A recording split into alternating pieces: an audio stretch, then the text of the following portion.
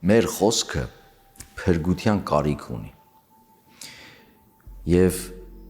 խոսքի ազատությունը ազատագրման կարիք ունի։ Ինչու, որտեվ երբ այսօր դիտում ենք մեր խոսելակերպը, խոսքի բովանդակությունը, տեսնում ենք, որ աղավաղված է, լեցուն է չարությամբ, լեցուն է հայոյախոսությամբ, իսկ խոսքը բխում է մարդու ներսից։ Ինչպիսին խոսքի որակն է, դա հայելանման արտացոլանքն է մարդու ներաշխարհի հոգի, միտք, խորհուրդներ։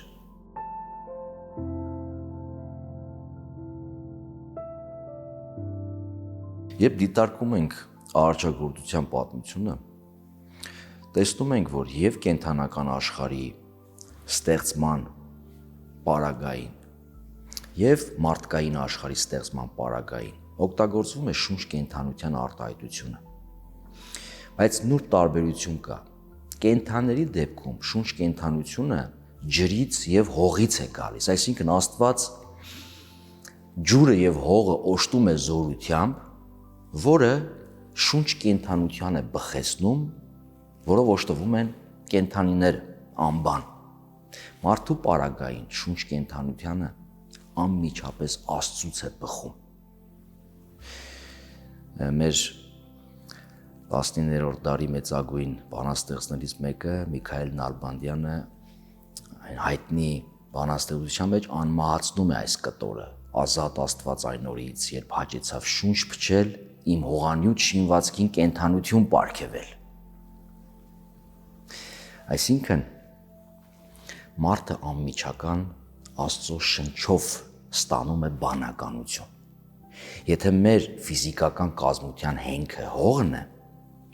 ապա մեր բանականության, նաև հոգևոր աշխարհի հենքը Աստծո շունչն է։ Հետևաբար,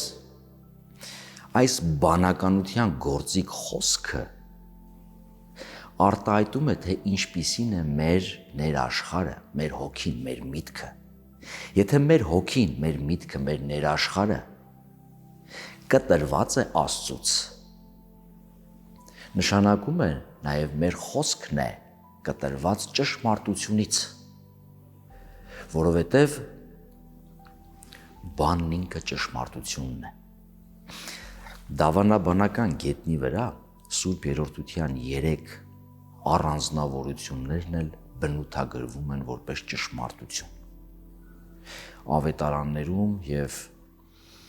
նամակներում առաքելական հստակորեն սրա մասին խոսվում է։ Նախ Հիսուս հորը բնութագրում է որպես ճշմարտություն, այսինքն այն ինչ ասվում է հորից ինձ ճշմարիտ է։ Այսինքն Հայր Աստված ճշմարտության ակունքն է։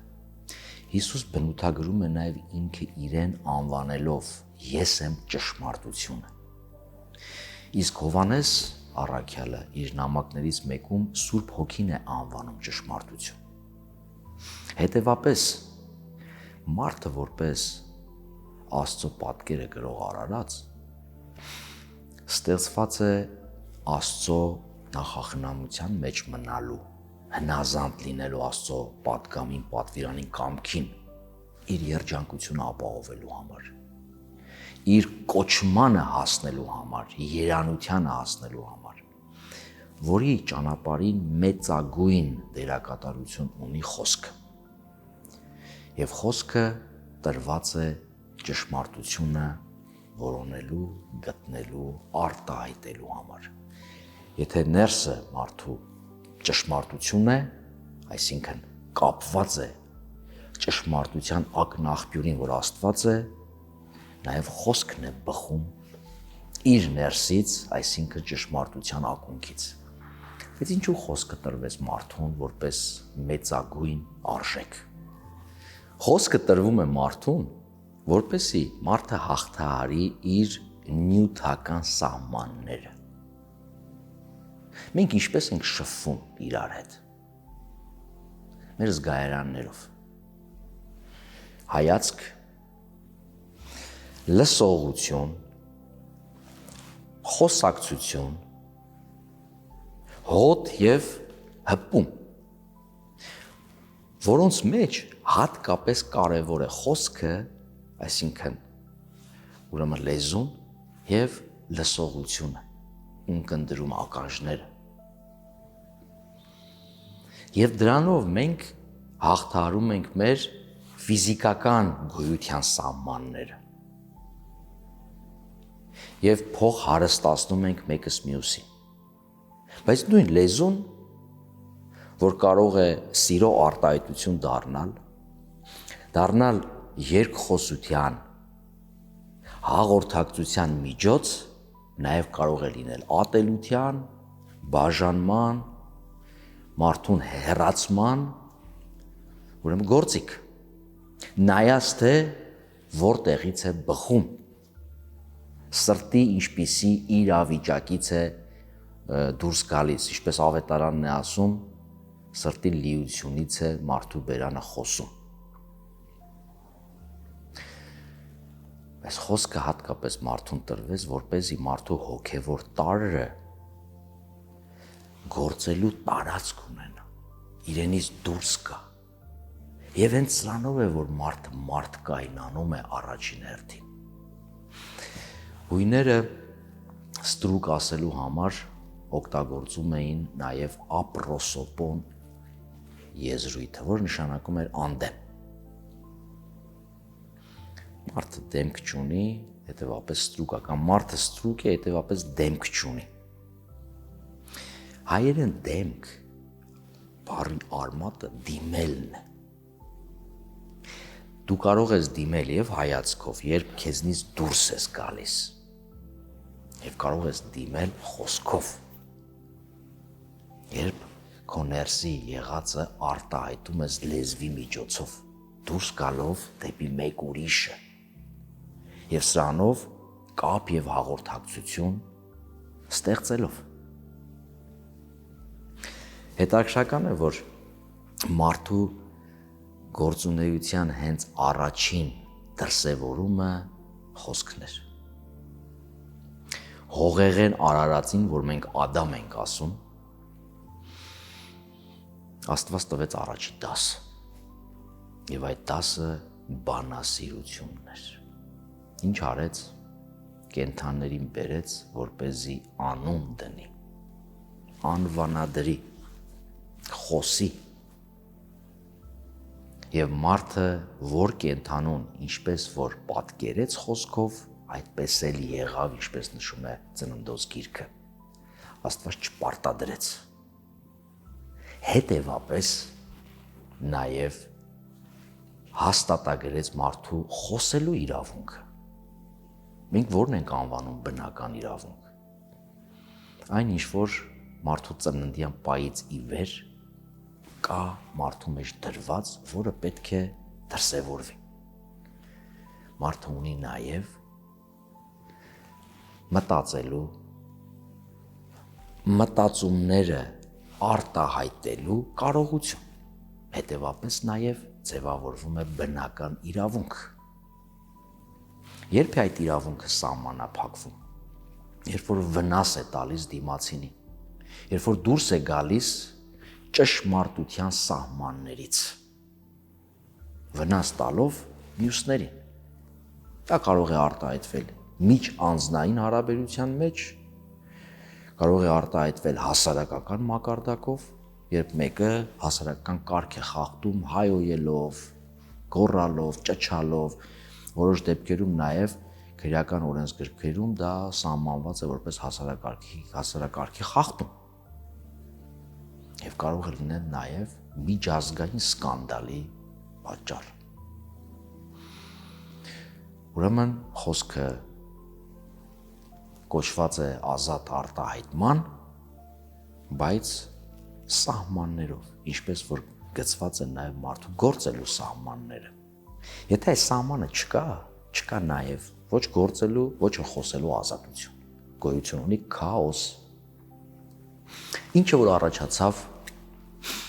Բաբելոնի աշտարակաշինության ժամանակ, որովհետև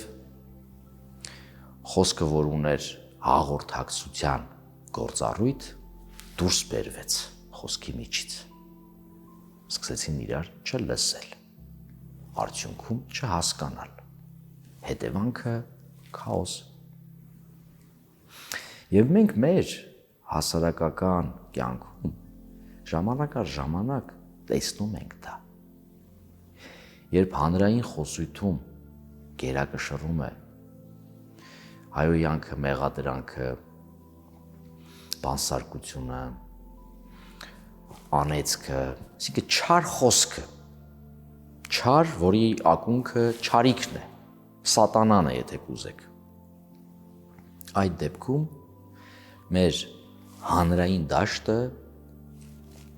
գնում է դեպի քաոսի այս իմաստով։ Իսկ խոսքից գործ, որը կարող է լինել բռնության, մարմնական թե պատվի վնասվածքով, սպանության տեսքով, կես քայլ է։ Պատահական չէ, որ նույն Հովհաննես առաքյալը իր նամակներից մեկում բնութագրում է նեռին որպես ստի հայր եւ մարդասպան։ Ինչու է կապում սա իրար հետ։ Սուտ եւ մարդասպանություն։ Ուրեմն ստից է գալիս, կեղծիքից է, ճշմարտության խեղաթյուրիմից է սկիզբ առնում, որը հետո հանգում է մարդու կյանքի ժխտման։ Դեպապես մարդու կյանքի իրավունքի թե պաշտպանության, թե հարգման մեջ շատ կարևոր է նաև հարգել նրա ճշմարտությունը իմանալու իրավունքը, խոսքի ազատության իրավունքը, պատվի արժանապատվության իրավունքը։ Սուրբ Գիրքը շատ հստակորեն դնում է խոսքի ազատության, հարգման, խոսքի ազատության իրավունքի հարց։ Եթե այդ խոսքը ճշմարտությունը արտաբերելու համար է։ Ավետարանը Հովանու սկսվում է հենց խոսքով, ի սկզբաներ խոսք։ Եվ նույն Հովհաննեսը իր ավետարանական գործերից մեկը հայտնության գիրքը ավարտում է հենց խոսքի ազատության հարգման վկայությամբ։ Ասում է այն ինչ որ գրված է այս գրքում, այսինքն հայտնության մեջ, չպահես կնքված, ասել է թե արգելքի տակ։ Եվ շարունակության մեջ, նա ով այս գրքի մեջ կավելացնի կամ կպակասեցնի որևէ խոսք, Աստված էլ իր կյանքից կպակասեցնի կենաց գրքում։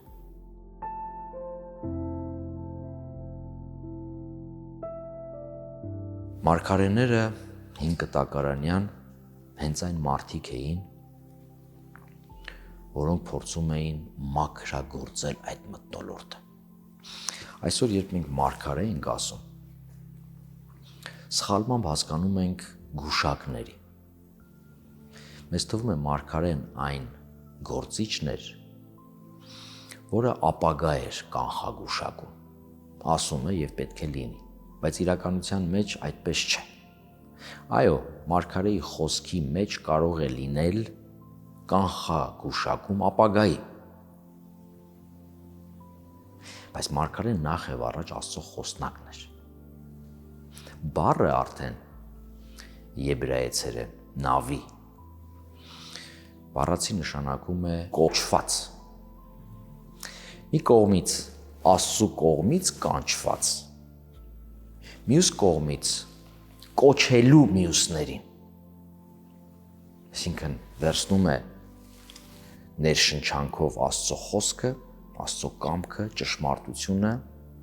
եւ դա փոխանցում է հասարակությանը։ Եվ ինչն էր հետաքրքիր, որ մարգարեն չէր կարող չմարգարյանալ։ Ամոսը իր մարգարեական գրքում մի հրաշալի պատկեր է բերում։ Ասում է, ով է նա, որ առյուծը մռնչա եւ չի սարսռա, եւ ով է նա, որ Աստված ներշնչի եւ նա չի մարգարեանը, կամ Աստված խոսի եւ նա չի մարգարեանը։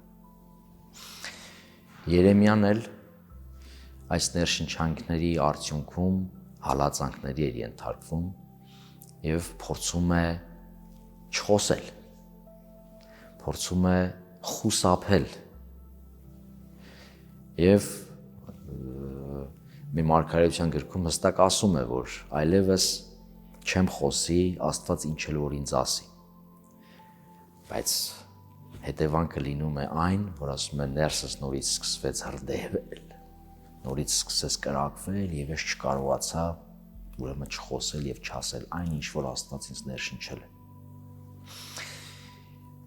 Ինչ էին ասում մարգարեները։ Մարգարեների թիրախը միակողմանի չէր, բոլորն էին, այդ թվում նաև այն անհատները, որոնց հետ մարգարեն կարող էր անհատական զրույց ունենալ փոխանցելով Աստծո կամքը, այդ անհատական զրույցի միջոցով փոխանցելով այդ մարդուն, հիմնականում իշխանավորների, Աստծո կամքը, Աստծո խոսքը հասցեատերը ամեն դեպքում մարդկությունն էր, հասարակությունն էր, ժողովուրդն էր։ Ուրեմն երկուսն էին թիրախ, հասարակություն եւ կառավարման համակարգ։ Եվ երկու դեպքում էլ մարգարեները չէին խնայում, որովհետեւ մատնացույց էին անում թե հասարակության մեջ եղած արատները եւ թե կառավարման համակարգի մեջ եղող արատները։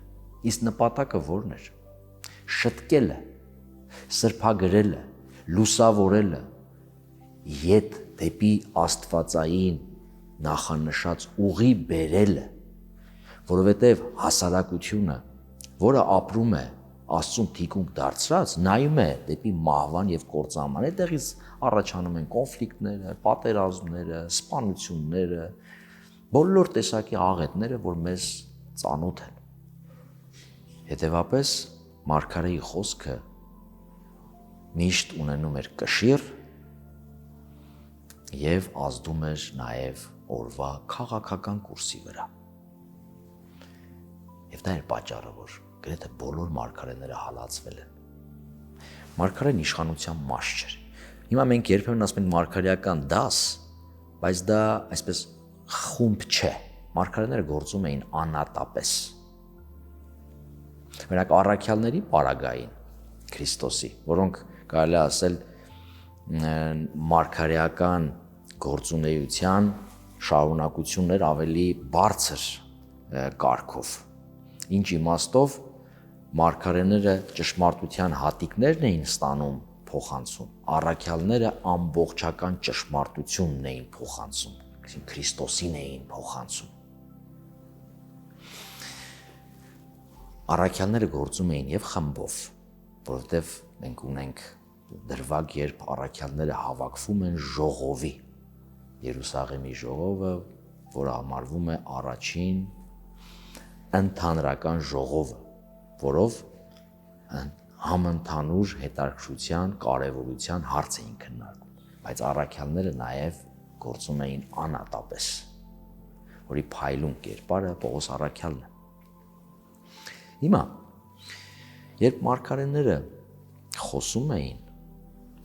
էին Աստծո խոսք, Աստծո խոսնակներն էին, միջնորդներն էին, փոխանցողներն էին, ապրում էին այդ ճշմարտությունը, նրանք կտրված չէին կյանքից, ապրում էին տվյալ, պատմական, մշակութային, սոցիալական, եթե կուզեք աշխարհաքաղաքական միջավայրում, ունեին համապատասխան կրթական ցենզ, շատ կարևոր էր ունենային առողջություն, ամուր առողջություն, որտեվ ներշնչանք ստանալը եւ ոտքի վրա մնալ այդքան հեշտ բան չէր, եւ ամենակարևորը լինել անվախ, որովհետեւ մարգարեական գործունեության արդյունքը միշտ բախումն է եւ հասարակության եւ կառավարման համակարգի հետ։ Այո, Հիսուս ասում է, որ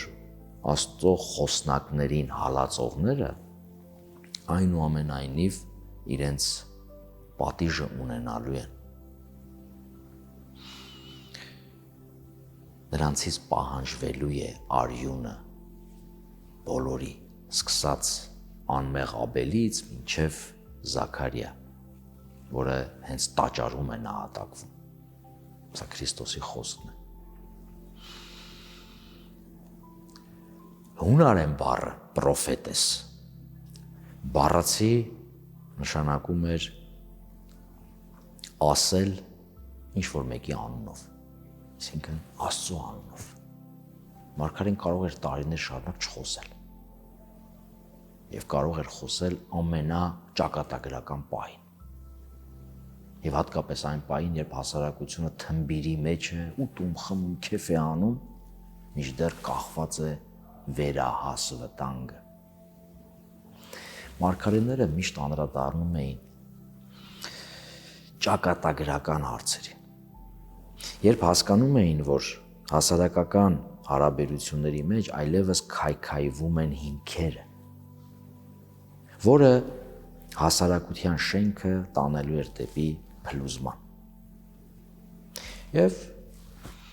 արժանանում էին պարսավանքի, ծաղրի, հալածանքի, իրեն քայլող կշտամբանք են։ Եվ հետևաբար պետք է ճանապարհից դուրս բերել։ Եվ սրա փայլուն պատկերը մենք տեսնում ենք խաչապայտի դրվագում։ Ինչն էր դրված Քրիստոսի մեղադրանքի հիմքում։ Խոսքը։ Ասում եմ, մենք լսել ենք, վկաներն էին ասում, որ նա ասում էր, որ ես կարող եմ քանդել Երուսաղեմի տաճարը եւ 3 օրում կառուցել։ Հետո ավետարանի չկասի, որ Քրիստոսի այդ խոսքը վերաբերում էր իր մարմնին, հարության գաղափարին։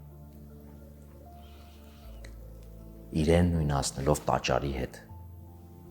Տաճարը Աստծո բնակավայրն է։ Քրիստոս Աստծո մարդեղացյալ որդին է։ Երբ տանում էին խաչելու Քրիստոսին, մարդու էին տանում։ Բայց խաչեցին Աստծո որդուն, բայց միևնույն ժամանակ խաչը բարձրացրեցին ճշմարտությունը։ Հիսուս ասում էր, ես եմ ճշմարտությունը։